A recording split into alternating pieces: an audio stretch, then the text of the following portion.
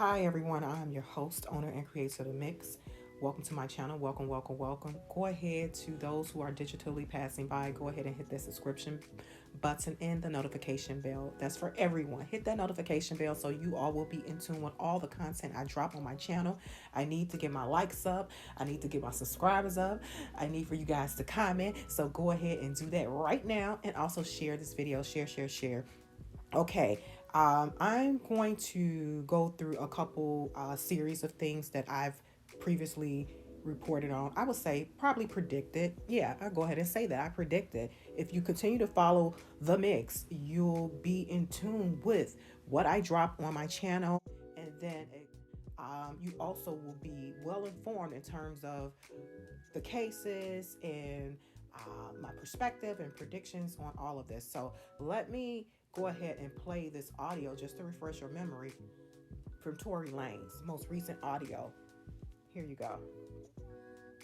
In 2021, they demanded I take a DNA test. I took that test with no pushback, delay, or question. Not only because I knew I never shot the gun, but mainly because I was 100% positive I never even touched this gun. In my trial, the verdict of guilty or innocent depended heavily on my DNA results. With the help of LA Crime Lab's DNA expert Randy Zepeda, DA Kathy Tarr, and Alex Bott completely manipulated my DNA results and lied to the world, the media, and most importantly, my jury, by stating my DNA on the gun was inconclusive. That was an absolute lie. They went on further to say, inconclusive means that he cannot be excluded from the gun. My new attorney, Jose Baez, hired one of the best DNA experts in the nation to carefully analyze the same DNA test the fair and correct way. The results came back exactly as I knew this whole time. My DNA is 100% excluded and 100% eliminated from the gun. In other words, it's physically and scientifically impossible for me to ever have touched or shot this gun. After the correct Okay. Okay. There you have it. There you have it. I spoke on this. Yes, I spoke on this on my channel. Yes. Let me jog your memory. So take a listen to this. So basically, his current attorneys on this motion is citing that the DNA that was admitted or into evidence and just used in in the trial back in December, it fell short. It fell short of what the industry standards are. And OJ's team of attorneys set the standard for that, the DNA from the OJ case. If you think about it, look, that's an example, you guys. That's an example how evidence supposed to be collected when it wasn't collected, and this and that. That's just like an example in terms of what how looks like how Los Angeles Police Department probably acted in this case as well. Like, it was sloppy. DNA collection and all of that, and the chain of evidence and stuff. It was sloppy. It was sloppy. It should be thrown out. It shouldn't even have been even approved to be admitted into evidence. Okay. Another thing that they're citing. This is page 5, you guys. If you go down to line number 17, this paragraph is an important paragraph, and it states too. The use of radicalized character evidence through admission of evidence of defendants, and you got to flip the page 6, tattoos and rap lyrics, and the violation of the confrontation clause as to a critical witness testimony. But basically, up to the part where they talk about tattoos and rap lyrics, yeah, I don't think that rap you tattoo people every day. Like, some people, regular people like us, you guys, who are not celebrities, we get different tattoos. Some people get tattoos of their famous person. Some people got Mike Tyson tattoos on them. That don't mean that they a boxer. That don't mean that they're around here beating up everybody. So I think that should have been challenged as well. Like, his tattoos and rap lyrics, that's art. That's a form of art. People do that all day, every day. Doesn't mean that like technically defines you. You might be inspired by something, you know. Okay, I'm going to go ahead and play another clip from myself about Tory Lanez speaking out. Who would he possibly do his first interview with? Again, I predicted this back in March. Go ahead and look at the timestamp when a gag order was lifted. I knew he would be speaking out. I said an interview, but although he's in jail, I knew it would be from jail, but he didn't really do an interview. It's basically he's speaking out, and again, this coincides with what I personally predicted here on my channel, The Mix. So stay tuned. Stay tuned to the things that I drop on my channel.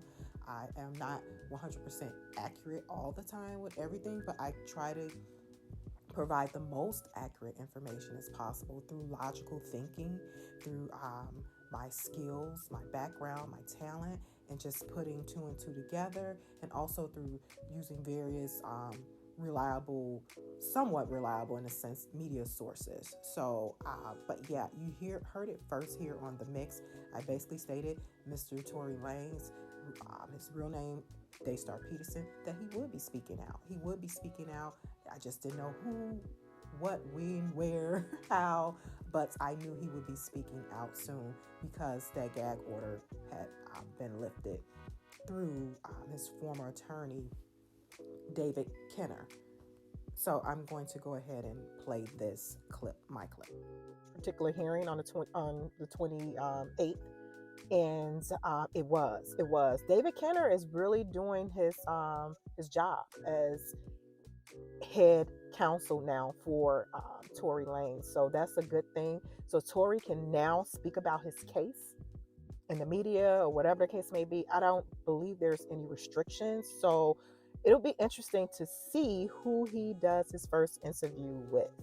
Will it be DJ Academics? You guys know that he and Tory, I think, I'm not going to say they're friends or whatever. I think it's alleged that they have an acquaintanceship, I guess you can say, quote unquote. They have an acquaintanceship. So it was going to be interesting to see who he does his first interview with. Of course, it will be behind bars if it happens before April the 10th, which is the next hearing. And that, again, is for a motion for a new trial. So basically, Tory probably will do like a short interview via phone. So that's going to be interesting. I wonder, will he do that before the next hearing? But let me know, do you guys think it's wise for the gag order to be lifted? If you check out my other videos about the gag order, I just basically stated, in my opinion, I don't think that it should have been a gag order against him. Protective order in terms of physically or whatever, yeah, but just verbally, because, yeah, it's a violation of his free speech. I don't see or didn't read or see anything that he was verbally going after the alleged victim. So that always, to me, was a why is this here? Why didn't his attorneys fight more for that particular order to be lifted, or just argue that order in terms of the details of it? Perhaps it was too, according to David Kenner, I believe it was just too what's the word I'm looking for? Too anal, so to speak, in terms of it's just too strict, which posed a violation to his freedom of speech. So I you heard it here. You heard it here. Again, look at the timestamp on these videos that I posted a month or two ago, and you'll see I've been pretty much right on track, especially even when it came to the DNA. I didn't follow Tory Lanez's trial in depth. I just thought it was a bunch of BS as well. So, but I have been catching up on what really took place during trial via the post-trial motions that his attorney's office has filed on his behalf, and just a lot of other different media sources. So yeah, you heard it here. You heard it here on The Mix. I spoke about the DNA being sloppy. I just knew it was something really strange with the DNA. And you heard Mr. Tory Lanez in his most recent call, from jail, about his concerns in reference to the DNA and how the prosecutors handled that matter. So that is highly important too. Chain of evidence, who tested the DNA, all of that. I mean, DNA is really, really crucial to a case. So I'm happy that his new team of attorneys got the right people on the ball, on the case, and hopefully this will exonerate him in terms of Judge David reconsidering and granting the motion for a new trial. So, but my point is with all of this is just to give you guys a glimpse, give everyone a glimpse of my history and my background with how I review certain information or reports or cases, and from just trying to be as thorough as possible in my and having a logical way of thinking in my thought process with the actions being taken, especially post trial.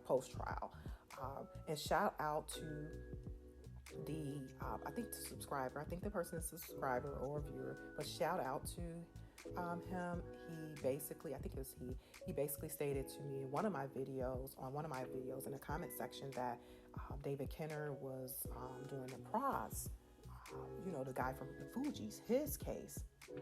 And I didn't know that, and I'm seeing all this information in the news about pros, and David Kenner spoke out. So wow, that is correct, that is accurate. For me, I like to get receipts. I like to have receipts before I completely just solidify something with my opinion or a subjective or perspective or whatever. But nevertheless, if I don't have receipts, you may just hear certain terms I use: probably, likely, maybe, I think, things like that. So I'm not going to completely sign on a dotted line, because nothing in this industry, especially dealing with cases and information, things could become misconstrued. Also, things could be vague, and everyone's interpretation is not the same. Even when it comes to different journalists, when it comes to different attorneys, even when it comes to different judges, sometimes their interpretation of what is being stated or what is said, even when it comes to the law, is not the same. And sometimes information is vague or ambiguous, and just everyone doesn't have the same thought process. So, but yeah, like, share, subscribe to my channel. Drop a comment. What are your thoughts? Tory Lanez speaks. He's going to continue to speak, from my understanding, maybe on a weekly basis from jail, and about his grievances with his case. And up until, I think he stated maybe May 8th, up until his attorneys are in front of Judge David presenting their motion for a new trial in full effect. And I believe that day Judge David is probably going to make a decision. Again, I'm saying probably because I don't know that to be fact or true. So I'm interested to see, or to hear, not see, to hear what will be Tory Lanez's next audio. You heard it here on the mix. I stated he was going to speak, but I just didn't know with who, how, and all of that. So if there's going to be a phone call, but boom, it is a phone call. So you heard it here on the mix. Like, share, subscribe to my channel. Like, share, subscribe. Drop a comment. If you're interested in donating, please do donate to tplegal30@gmail.com. That's my Zelle. Or you can cash out me at $THEMIXX30. All donations go towards content enhancement creation for my channel. Need to up it a level, a couple levels, and it takes resources to do that. So I thank you all for your support. Nevertheless, like, share, subscribe. I will keep you all in tune with more Tory Lanez audio when he speak out from jail, and just this case, post-trial motion case overall. So thank you guys again, and I will talk to y'all soon. Bye.